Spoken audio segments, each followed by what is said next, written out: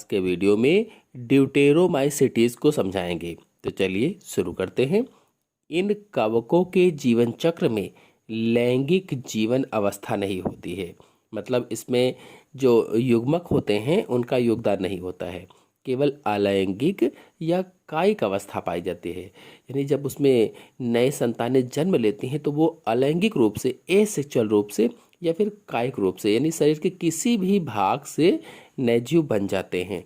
अलैंगिक अवस्था में इनका जन्म होता है।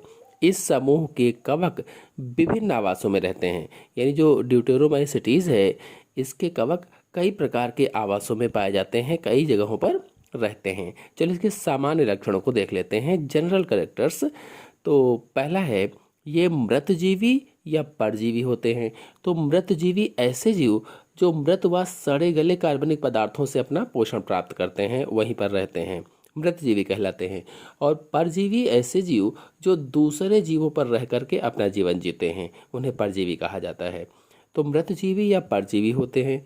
परजीवी जातियां जैसे मनुष्य, जंतु, पादप में गंभीर रोग उत्पन्न करते हैं।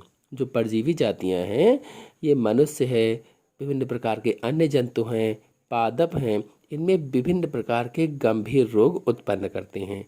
अभी हम जानेंगे कि कौन कौन से रोग उत्पन्न करती हैं। उसके पहले दूसरा लक्षण है, माइसीलियम शाखित, पटयुक्त तथा बहुकेंद्रकीय हाइफी का बना होता है। माइसीलियम माने कवक जाल होता है, तो इसका जो कवक जाल है वो शाखित होता है, बहुत सारी शाखाएं उसमें होती हैं। पट युक्त होता है, उन्हें सेप्टा पाए जाते हैं। पट युक्त यानी उसमें सेप्टा होते हैं। तथा बहुकेंद्र की होते हैं, यानी बहुकेंद्र की हाइफी पाई जाती है। जो हाइफी होते हैं उसमें कई सारे केंद्रक होते हैं। फिर अगला है, पटों में छिद्र होते हैं। जो इनके सेप्टा होते हैं उसके हर एक सेप्टा में छिद्र पाए जाते हैं। और ये बहुकेंद्र की होते हैं, बहुत से केंद्रक होते हैं।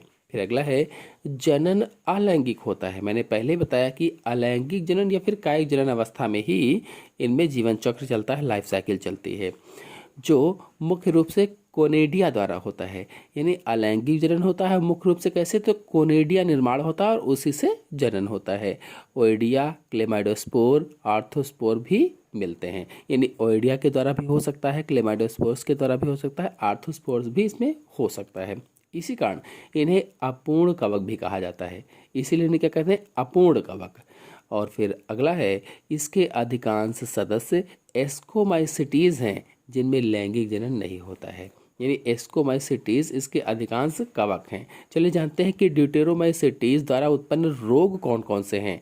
तो पहला है, चावल का ब्राउन लीफ स्पॉट।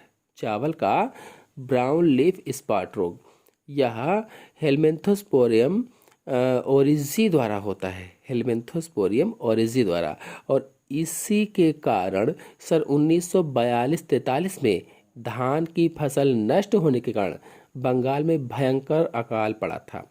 यानी जो हेलमेंथोस्पोरियम ओरिजी है, इसी के कारण सन 1942 और 43 में धान की फसल सब नष्ट हो गई थी, तो बंगाल में भयंकर अकाल पड़ गया था। इसी प्रकार का अकाल सन 1942-1943 में कृष्णा गोदावरी क्षेत्र में भी पड़ा था। फिर अगला है, अग्र ब्लाइट। तो यह रोग आलू और टमाटर में अल्टरनेरिया सोलेनी के कारण होता है, अल्टरनेरिया सोलेनी के कारण।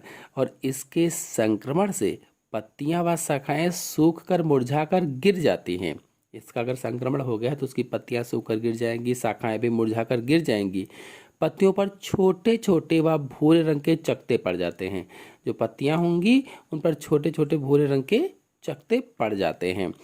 और फलों पर विछत बन जाते। कोनेडिया बहुपटीय व बोतल की आकृति के होते हैं। और कोनेडिया कैसे हैं, बहुपटीय होते हैं या फिर बोतल की आकृति के होते हैं। फिर अगला है, गन्ने का लाल rot, red rot of sugar cane. तो गन्ने में यह रोग कोलेटोट्राइकम फालिकेटम द्वारा होता है। कोलेटोट्राइकम फालिकेटम के द्वारा गन्ने का लाल रॉट रोग होता है। और इसके संक्रमण से पत्तियों के बीच सिराओं व गन्ने पर दीर्घायत लाल बिछत बन जाते हैं, यानी लाल रेखा बन जाती है। और गन्ने के तने फट जाते हैं। जो गन्ने के तने होते हैं वो इसी कारण फट जाते हैं, उसमें झुर्रियाँ भी पड़ जाती हैं। आप लोगों ने देखा भी होगा, क्रॉस बैंड युक्त लाल क्षेत्र दिखाई देने लगते हैं और पौधे मुरझा जाते हैं। इनमें से अल्कोहल जैसी गंध आने लगती है। कैसी गंध आती है? जैसे अल्कोहल हो, शराब हो। गन्ने के रस में भारी कमी आ जाती है और रस भी उसमें कम हो जाता है। इसके कोनिडिया दरांती के समान होते हैं, दरांती के समान, जो अपटी कोनिडियोस्पोर पर निर्मित होते हैं। फिर अगला है डर्मेटोफाइटोसिस या क्यूटेनियस माइकोसिस। तो इन्हें रिंग वर्म या टेनिडा भी कहते हैं। किस नाम से जाना जाता है? रिंग वर्म या टेनिडा भी कहा जाता है, जो मनुष्य में अनेक कवक रोग उत्पन्न करते हैं।